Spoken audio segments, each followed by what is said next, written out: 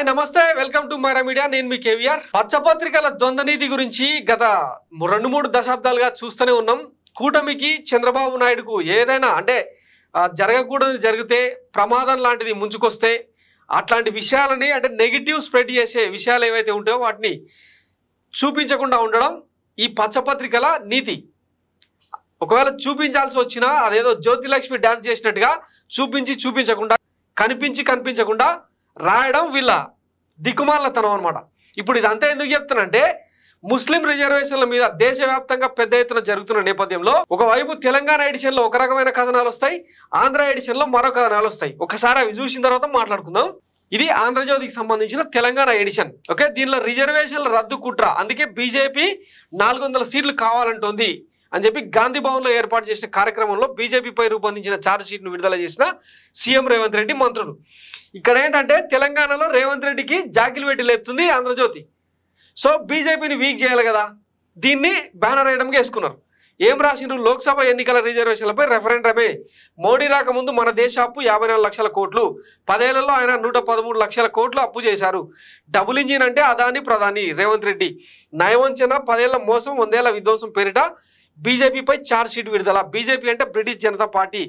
CM Revanth Reddy cantonment గ్రేటర్లో కలుపుతామని హామీ నేడు పెద్దశంకరంపేటలో జనజాతర సభకు సీఎం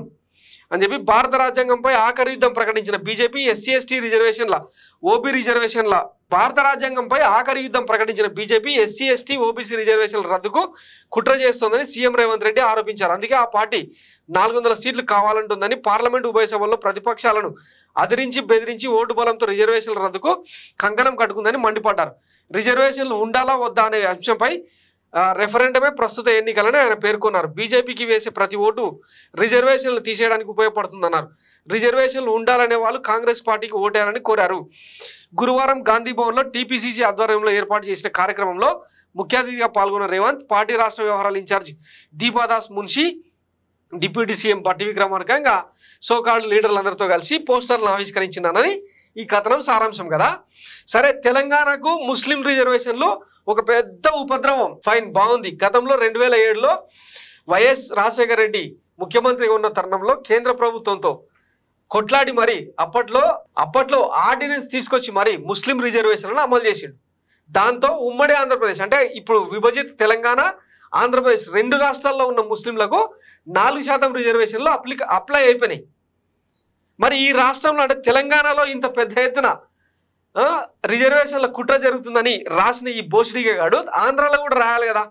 సరే ఇది ఆంధ్రాకి సంబంధం లేని విషయం అనుకుందాం ఇక్కడ ఇంకొకటి చూడండి నిన్న అమరావతికి వచ్చిండే ఎవరు పీయూష్ గోయల్ వచ్చి చంద్రబాబుతో చాలాసేపు మాట్లాడిండ్రు ఇందులో ముఖ్యంగా ముస్లిం రిజర్వేషన్ల రద్దుకు సంబంధించిన అంశం మీద పెద్ద ఎత్తున చర్చ జరిగింది అట్లయితేనే కూటమి కంటిన్యూ అవుతుంది లేదంటే బీజేపీ తన దారి తాను చూసుకుంటుందని చెప్పి పీయూష్ గోయల్ క్లియర్ కట్గా చంద్రబాబుకు చెప్పినట్టు మనకు అందిన సమాచారం ఇక్కడెక్కడైనా ఈ వార్తను రాసిండ్రా ఆ ఒక్క అంటే ముస్లిం రిజర్వేషన్ల అంశాన్ని పక్కన పెట్టి యువజనులు శ్రామికులు రైతులను దగా చేసిన జగన్ ప్రభుత్వం 5 ఏళ్ల దుష్టపాలనలో మద్యం ఇసుక భూమాఫియాలే అగ్రస్థానం అభివృద్ధికి అవకాశం ఉన్న రాష్ట్రాన్ని తొక్కేశారు విశాఖ రైల్వే జోన్కు స్థలాన్ని కేటాయించలేదు కేంద్ర మంత్రి పీయూష్ గోయల్ ధ్వజం ఇవన్నీ ఏంటంటే వైఎస్ జగన్మోహన్ రెడ్డికి నెగిటివ్ ఇంపాక్ట్ చూపించే అంశాలు కాబట్టి వీటిని ముందర పెట్టారు మరి ముస్లిం రిజర్వేషన్ల అంశాన్ని రాయలేదు ఎందుకు బోసిడీకే అని ఆంధ్రప్రదేశ్ ప్రజలు ఇప్పుడు అడుగుతున్నారు నిన్న జరిగిన డిస్కషన్ గురించి ఎందుకు రాయట్లేదు ఇదే అమిత్ షా నిన్న అంటే 2 రోజుల కింద మెదక్లో వచ్చి ఏం ప్రకటించిందో చూడండి భారతీయ జనతా పార్టీ ने निर्णय किया है कि मुस्लिम रिजर्वेशन जो यहाँ पर टीआरएस और कांग्रेस ने किया है हम उसको समाप्त कर एससी एसटी और ओबीसी का रिजर्वेशन करने का काम भारतीय जनता पार्टी करेगी ये हमने तय किया है విన్నారు కదా కాంగ్రెస్ ప్రభుత్వం అమలు చేస్తున్న ముస్లిం రిజర్వేషన్ ఏదైతే ఉందో దాన్ని రద్దు చేసి వాళ్ళకి ఇచ్చిన 4% రిజర్వేషన్ని ఎస్సీ ఎస్టీ అండ్ ఓబీసీల్లో కలుపుతాం ఆ 4% అని చెప్పి అమిత్ షా ఇంత క్లియర్ కట్గా చెప్పిండు అనమాట మరి ఇంత పెద్ద అంశాన్ని ఈ పచ్చపత్రికలు ఎందుకు రాయట్లేదు తెలంగాణలో రాసుకొస్తున్నారు బాగానే ఉంది ఎందుకంటే ఇక్కడ రేవంత్ రెడ్డికి జాకిలు పెట్టి లేపాలి జోకాలు ఆయనను మరి ఆంధ్రప్రదేశ్లో కూటమికి ప్రాతినిధ్యం వహిస్తున్న చంద్రబాబు గురించి, చంద్రబాబు కూటమి ఇట్లా ముస్లింల రద్దుకు ఒప్పుకుంది, ఒప్పందం చేసుకుంది, అందుకే బీజేపీ కూటమిలో కలిసిందని ఎందుకు రాయట్లేదు? దీని గురించి ఆలోచించాల్సింది ఆంధ్రప్రదేశ్ ప్రజలే. అంటే వీళ్ళ ద్వంద్వనీతి ఎట్లుంటుంది, వీళ్ళ తప్పుడు విధానాలు, తప్పుడు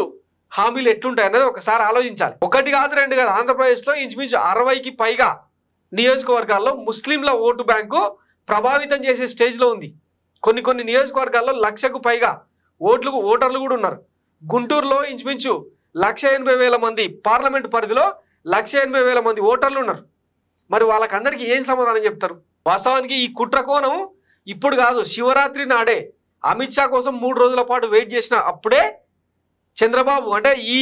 కండిషన్ మీదనే ముస్లిం రిజర్వేషన్లను రద్దు చేస్తున్నామన్న అంశంతో మేము దేశవ్యాప్తంగా ఎన్నికలకు పోతున్నాం, మీకు ఇది రైటా రాంగా అని అడిగితే వై నాట్ అని చెప్పి చంద్రబాబు ఒప్పుకొని వచ్చిండు. పవన్ కళ్యాణ్ కూడా తలూపు వచ్చిండు. దాని గురించి ఇంకొక స్టోరీలో డీటెయిల్గా మాట్లాడుకుందాం. ఈ పచ్చపత్రికల విధానాలు ఇట్లుంటాయి. అందుకే వీటిని చదివితే ఉన్నమతి పోవడం తప్పిస్తే పైగా ఈ విషయాన్ని మొత్తం మన మెదల్లోకి నింపుకునే ప్రయత్నం తప్ప ఇంకొకటి కాదు. అందుకే ఈ పచ్చపత్రికలను పదే చెప్పేది ఏంటంటే నిషేధించాలి. జనరల్గా పాలిటిక్స్లో ఒక సిద్ధాంతం, సూత్రీకరణ ఉంటుంది అనమాట. If you can't convince people then confuse them అని. సో వీళ్ళ దగ్గర చెప్పుకోవడానికి ఏం లేదు కాబట్టి ప్రజల్ని కన్విన్స్ చేయడానికి ఏ రకమైన హామీలు లేవు. ఇప్పుడు ప్రస్తుతం ఉన్న ప్రభుత్వం చేస్తున్న వ్యవస్థలను, విధానాలని ప్రశ్నించడానికి కూడా ఏం లేదు కాబట్టి ఎత్తి చూపడానికి జనాన్ని కన్ఫ్యూజ్ చేయాలి. అది ఎట్లా అంటే ఇట్లా పచ్చపత్రికల్లో తెలంగాణ ఎడిషన్లో ఒక రకమైన చేయాలి, ఆంధ్ర ఎడిషన్లో మరొక రకమైన చేయాలన్నమాట. సో ఇక ఈ పచ్చపత్రికలకు ఎట్లాంటి వార్తలు పెట్టాలన్నది రాబోయే రోజుల్లో మీ చేతుల్లో ఉంది. ఇది